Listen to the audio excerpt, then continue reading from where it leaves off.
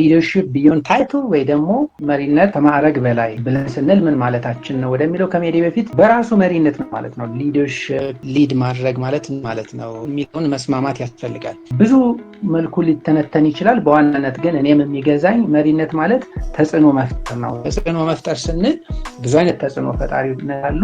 የግድ አንድ ሰው በማህበራዊ ሚዲያ ወይ በጉልበት ወይ ደግሞ በመደናገር ተጽዕኖ ስለፈጠረ ሳይሆን መሬት ላይ የሚወርድ ሌሎች ሰዎች ህይወትን ተጽዕኖ በማሳደር እነኛ ተጽዕኖ ያሳደርንባቸው ሰዎች ደግሞ እኛ አላማዬ ብለን የምናስበውን እኛ ቫልዩ የምናደርገውን እኛ እሴታችን ብለን የምንለው ሀሳብ ሊኖሩልን ሲችሉ ኮንሲስተንት በሆነ ረዥም ጊዜ በሚዘልቅ ሁኔታ እኛን ሲከተሉ የእኛ ተጽዕኖ በህይወታቸው ውስጥ አሻራ አሳርፎ ያ ተጽዕኖች ግን ተግባር እንዲፈጽሙ አንዳች መልካም ነገር እንዲተገብሩ ካደረጋቸው እኛ የሊደርሺፕ ሰዎች ነን። የጥሩ ሊደርሺፕ ሰዎች በአመታት በህይወት ታሪካችን ብዙ አይነት መሪዎችን አይተናል፣ ሰምተናል። በጎ ይሩ በጎ ያልሰሩ ብዙ ጥሩ የምንላቸው መሪዎችን በሀገራችንም በሌሎች ሀገራትም ዓለማት አይተናል፣ ሰምተናል። ሜቢ ከሚጠቀሱት መካከል በጥሩነት ሀገራችን ብዙ መሪዎችን ልናነሳ እንችላለን። ሴቷን ጣይቱ ብጡልን ማንሳት እንችላለን። ከነ ምኒልክ እንጀምራለን። ኃይለ ሥላሴ፣ መንግስቱ ኃይለማርያም፣ መለስ ዜናዊ፣ ዶክተር አብይ ወዘተረፈ እያለን ልናነሳ እንችላለን። ፖለቲካሊ ሌሎች ማህበራዊ መሪዎች ደግሞ አሉ እና በረሽቶና የቢኒያም የመቄዶንያው ብዙ አይነት መሪዎች አይተናል። የኃይለ ገብረስላሴን ተጽዕኖ ፈጣሪነት ሌሎችንም ማንሳት መጥቀስ ይችላል። በቅርብ እንኳን ሰሞኑን ደግሞ እነ ዶክተር ሮዳስ ምን ያህል ተጽዕኖ ፈጣሪ እንደሆኑ እነኚህ ሰዎች ማህበረሰባቸውን አንድም በሌላ መልኩ ተጽዕኖ የሚያሳድሩ ግን በጎ ተጽዕኖ መሪዎች ስንል ደግሞ እንደ አዶልፍ ሂትለር፣ ሞሶሎኒ ወዘተረፈ ሌሎችን መሪዎችንም አይተናል። በህይወታችን በዓለማችን ተጽፎላቸዋል፣ ብዙ ተዘግቦላቸዋል። ኔዲያን ዳዳም ይነሳሉ ከአፍሪካ። ግን እነኚህ መሪዎች ናቸው። አዎ መሪዎች ናቸው። they are leaders በሊደርሺፕ ህይወታቸውን አሳልፏል። ግን ተጽዕኗቸው በጎ ተጽዕኖ ባለመሆኑ ነው። የተወሰነ ጊዜ ፊሽ የሆነ በጎ ተጽዕኖ እንኳን ቢመስልም ለዘመናትና ለጊዜያት የሚሻገር በጎ ተጽዕኖ ባለመሆኑ እነኚህን ሰዎች የበጎ ተጽዕኖ ፈጣሪ ልንላቸው አንችልም። መርተዋል። ግን እኛ ሊደርሺፕ ስንል በጎ ተጽዕኖ ስለሚፈጥሩ ሰዎች ስለሆነ ልባችንም የሚሞቀው መሪ የምንለው ምን አይነት ስለሆነ ነው። አንድ ሰው ታዋቂ መሆን ይችላል። ይሄ በጣም ቀላሉ ነገር ነው። እኔ ከመሬት ተነስቼ አንተን በጥፊ ለመምታት ምንም ብዙ ነገር አያስፈልግም። አንተን ለማስደሰት ግን ብዙ ነገሮች ማድረግ ይጠበቅብኛል። በመጥፎ ነገር ለመምራት ለመታወቅ በጣም ቀላል።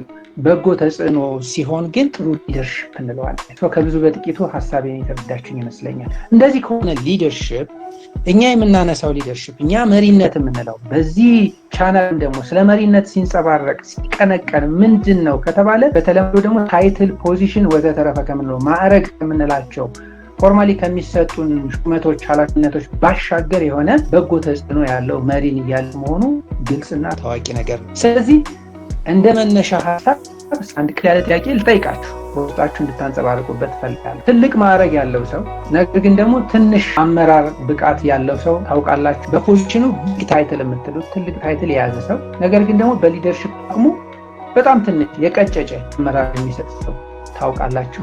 አሁን እንደምትሉኝ አልጠራጠርም። በሌላ አንጻር ደግሞ ምንም አይነት መደበኛ የስልጣን ወይንም የሹመት ኃላፊነት ቢኖረውም ነገር ግን ሰዎች የማይረዱት፣ ሰዎችን የማይረዳ፣ የማያምኑት፣ የማይከተሉት፣ የማያዳምጡት፣ ሰዎች የማይታመኑለትስ መሪ ታውቃላችሁ? ዛሬው ውይይታችን እነኚህ ሁለቱ አመራሮች ልዩነት ያተኮረ ይሆናል። ዋና ማጠንጠኛውም ይሄ ነው። ለዛ ነው ከታይትል ከማዕረግ በላይ መሪነትን ማየት የፈለግነው። ቅድም በምሳሌ የጠቀስኩት ለምሳሌ ዶክተር ሮዳስን ብናይ ሰሞኑን ቀንና በሌሊት ዘማኔ በወራት ኩነት ጉዳይ ፀሐይ በጊዜ ትወጣለች ትገባለች፣ ሌሊቱ ያጥራል ቀኑ ያጥራል ይረዝማል በሚለው ጉዳይ ላይ መነጋገሪያ ሆኖ ሰንብቷል በተለያዩ ሚዲያዎች በተለያዩ ሰዎች ዙሪያ። ይሄ አንዱ በአመታት ሂደት ውስጥ በበጎ ተጽዕኖ የካበተ ተቀባይነት ቅቡልነት ስላለ ምንም ቢለን እስክናምነው ድረስ ሆኗል። ይሄ በጎ ተጽዕኖ የምንለው አርአያ ልንወስደው እንችላለን። ስለዚህ የኔ ሀሳብ የዛሬው ሊደርስ ቢዮንድ ታይትል ስንል ከማዕረግ በላይ ያሉ መሪዎች እውነተኛ አመራርን የሚወስነውን ኃላፊነትን መውሰድ የሚባለውን የሚተገብሩ ናቸው። ኃላፊነት መውሰድ ነው ትክክለኛ መሪነትን ዲፋይን የሚያደርገው። አመራር ብዙ ጊዜ በስህተት ይተረጎማል። ለምን ሲባል ብዙ ሰዎች አመራር የሚጀምረው ከማዕረግ ነው ብለው ስለሚያስቡ ማለት ነው። ማዕረግ ሲሰጥህ አመራር መሆንህ ይጀምራል ብለው ያስባሉ። ማለት አመራር ማዕረግ ሹመት ወይንም ስልጣን ነው ብለው ያምናሉ። ነገር እውነቱ አመራር የሚጀምረው ኃላፊነት ስንወስድ ነው። ይሄንን በቤታችሁ ማስተዋል ትችላላችሁ፣ በስራ ቦታችሁ ማስተዋል ትችላላችሁ። በየትኛውም ኤንጂኦም ምሩ፣ ቤተሰብም ምሩ፣ የቢዝነስ ተቋምም ምሩ፣ ለምን እድር አትመሩ? የእናንተ መሪነት የሚጀምረው መቼ ነው? የኛ መሪነት የሚጀምረው መቼ ነው? ኃላፊነት ስንወስድ ብቻ ነው። ታውቃላችሁ፣ ማንኛውም መሪ ሲሆን ሁሉም የሚቀበለው የሆነ አይነት ሌቭል እንዳለው ታውቃላችሁ። አንድ መሪ ተሾመ ቢባል ለድርጅት በሉት ለአገር ሁሉም ሰው ለዛ የሚሰጠው ቫልዩ አለ አይደል? የሆነ ክብር አለ፣ የሆነ አይነት ሚዛን ተሰጥቷላችሁ ከፖዚሽኑ የሚመነጭ።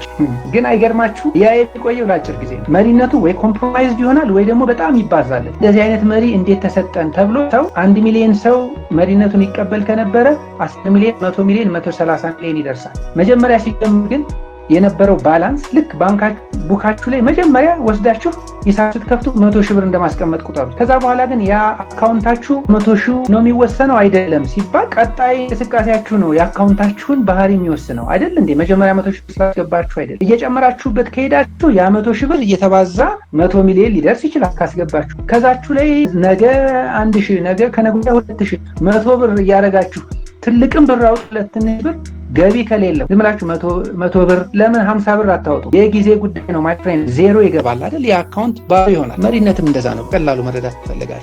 አንድ ሰው መሪ ሲሆን ፖዚሽን ሲሰጠው፣ ኃላፊነት ሲሰጠው የሆነ አይነት ግምት እኛ የምንረዳውን የተቀበልነውን ያህል ባን ልክ በነበረን መረጃ ልክ ያንን ሰው እንቀበለዋለን።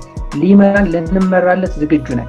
እኛም ብንሆን መሪ ብንሆን ሊመሩልን ሰው ዝግጁ ናቸው ማይ ፍሬንድስ። ነገር ግን የጊዜ ጉዳይ ወይ ይጫጫል ወይ ይበዛልን። ወይ እንዲህ አይነት መሪ ነው እንዲህ የመጣብን ከመባል ወይ እንደዚህ አይነት መሪ መጣልን ለመባል አመራር የሚጀምረው ኃላፊነት ስንወስድ ነው እንጂ ሹመት ሲሰጠን ማዕረግ ሲሰጠን አይደለም። ማዕረግ በነገራችን ላይ ድርጅታችን ሊሰጠን ይችላል። በትዳር ከሆነ ስንፈራረም ማዕረጉን እናገኛለን። ባል፣ አባወራ፣ ሚስት፣ ማወራ እንባላለን። ተቋማት ይሰጡናል። ግን እሱ አይደለም መሪ የሚያስበው ታይትል ነው። ሪስፖንሲቢሊቲ that is something we choose ማለት ነው። የምንመርጠው ግን ኃላፊነት መውሰድ የሚባለው ነገር ምርጫ ነው ማለት ነው። በምርጫ ስለሚሆኑ ነገሮች ነው። መሪነት በተፈጥሮ ብቻ ስላልሆነ ነው፣ በክህሎት የሚገነባ ክህሎትም ስለሆነ ነው የምናወራ ያለን እንጂ ስለመሪነት ሐሳብ ምንም አያስፈልግም ነበር።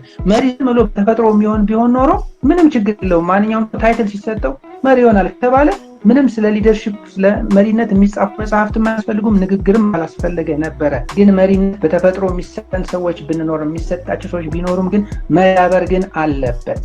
መርሆች አሉ። ዛሬ የምናነሳቸው በሙሉ ባይዘወይ ወደፊት የልጅ ልጆቻችሁም ወደኋላ አያት ቅድመ አያቶቻችሁም ብትሄዱ የሚሰሩ መርሆችን ነው የምናወራው። የመሪነት ፕሪንሲፕሎች ለየት የሚያደርጋቸው ይሄ ነው። ዘመናት ቢሻገር እነኚህ መርሆች እንደተጠበቁ ናቸው። ስለዚህ ማዕረግ ድርጅት ሊሰጠን ሰው ሊሰጠን ወዘተረፈ ነው።